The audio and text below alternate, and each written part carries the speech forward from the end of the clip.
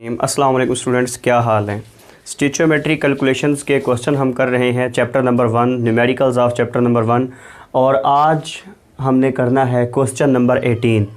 ठीक है, अच्छा जी, स्टिचोमेट्री कैलकुलेशंस का ये क्वेश्चन है और क्वेश्चन नंबर 18 में हमें ये कहता है कि मेटल का एक पीस आपको दिया जाएगा। ठीक है, अब वो मेटल पता नहीं कौन सी है, उस मेटल को आपने रिएक्ट करवाना है सल्फ़र से। ठीक है, मेटल का रिएक्शन होगा सल्फ़र से, जिसके नतीजे में कोई ना कोई मेटल का सल्फाइड बनेगा, यानी कि फॉर एग्जांपल अब वो पता नहीं कौन सी मेटल है। ठीक है, तो अब वो जो कंपाउंड बनेगा कहता है कि उस कंपाउंड बनने वाले कंपाउंड का भी आप मुझे नाम बता दें और वो जो मेटल है वो मेटल भी बता दें।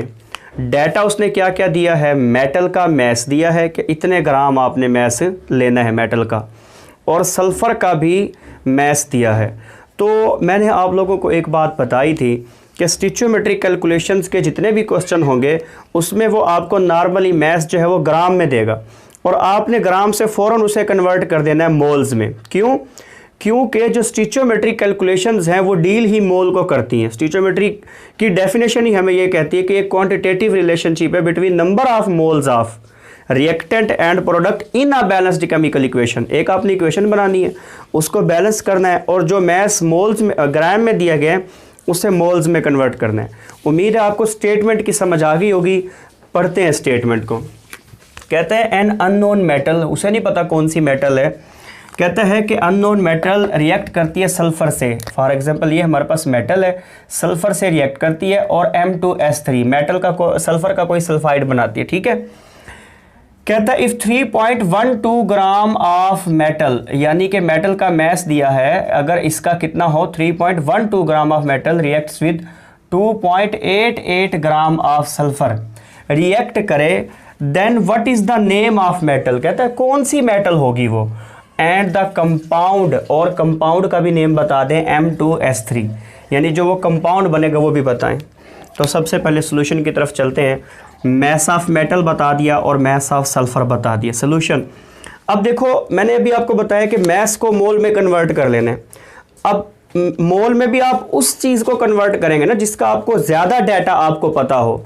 मेटल को तो आप मोल्स में कन्वर्ट कर ही नहीं सकते क्योंकि मोल्स के लिए मैस ओवर एटॉमिक मैस होना चाहिए। मेटल नहीं पता तो उसका एटॉमिक मैस क्या पता होगा। तो हम सल्फ़र को, सबसे पहले हम सल्फ़र को मोल्स में कन्वर्ट कर लेंगे। First of all we will convert mass of sulphur into moles. Number of moles of sulphur equal हो जाएगा mass of sulphur in gram over atomic mass of sulphur. तो number of moles of sulphur हो जाएगा mass of sulphur in gram that is given 2.88 और atomic mass of sulphur 32 होता है, ये भी हमें पता है। तो जब इसको करेंगे तो ये हो जाएगा 0.09 मोल्स ऑफ सल्फ़र। इस बात का मतलब ये है कि सल्फ़र के 0.09 मोल्स मेटल के कितने मोल से रिएक्ट करेंगे। तो अब हमने मेटल्स के भी मोल निकालने हैं। मेटल के मोल हम इस फार्मूला से नहीं निकाल सकते, लिहाजा हम इक्वेशन का यूज़ करेंगे। इक्वेशन को सबसे पहले हम बैलेंस करेंगे। यहाँ पर 2 M है तो यहाँ हम 2 कर देंगे, 2 मेटल। वहाँ पर सल्फ़र के 3 मोल शो हो रहे तो यहाँ हम, सॉरी क्लियर लिख देता हूँ मैं, 3 लगा देंगे। ठीक है, इस बात का मतलब ये है कि हम कंपैरिजन अब करवाएंगे सल्फ़र और मेटल के दरमियान। अच्छा, एक बात आपको बता दूं, आप मेटल या सल्फ़र में कंपेयर करवाएं, सल्फ़र या मेटल में कंपेयर करवाएं, एक ही बात है, कोई फ़र्क नहीं पड़ेगा। सल्फ़र एंड मेटल का कंपेयर करवाते हैं।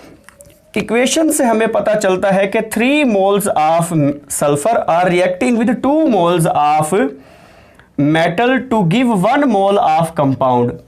अच्छा, अगर 1 मोल होता सल्फ़र का तो वो 2/3 मोल्स ऑफ मेटल से रिएक्ट करता। 1 की वैल्यू आ गई तो अब जितने की मर्जी वैल्यू निकाल लो। हमारे पास तो 1 मोल नहीं है ना सल्फ़र का, हमारे पास तो सल्फ़र के 0.09 मोल्स हैं। तो 0.09 मोल कितने मेटल के मोल से रिएक्ट करते, हम 0.09 को दोनों तरफ मल्टीप्लाई करवा देंगे।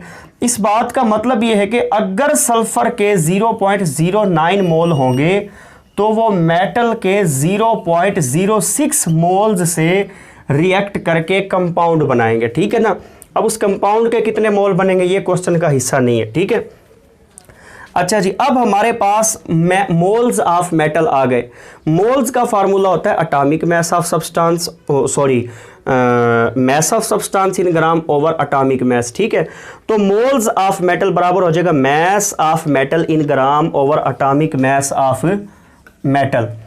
तो अब देखो हमने क्या निकालना है, हमने तो एटॉमिक मैस निकालना है ना, क्योंकि उसने मांगा ये है कि what is the name of metal M, metal का नेम मांगा है एंड कंपाउंड, और कहता है कंपाउंड भी बताओ कौन सा।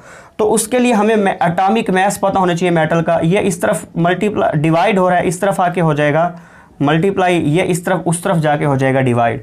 तो एटॉमिक मैस यानी कि हमने मोल्स ऑफ मेटल लिख दिया 0.06 और मैस ऑफ मेटल लिख दिया 3.12 और एटॉमिक मैस। तो एटॉमिक मैस अब हम इस तरफ ले आए, उसको उस तरफ ले जाएं, एटॉमिक मैस हमारे पास इक्वल हो जाएगा 3.12 ग्राम ओवर 0.06 मोल, जिसका जवाब आ जाएगा हमारे पास 52 ग्राम पर मोल। यानी कि हमारे पास वो जिस किस्म की भी मेटल है ना, उसका जो एटॉमिक मैस है वो 52 है।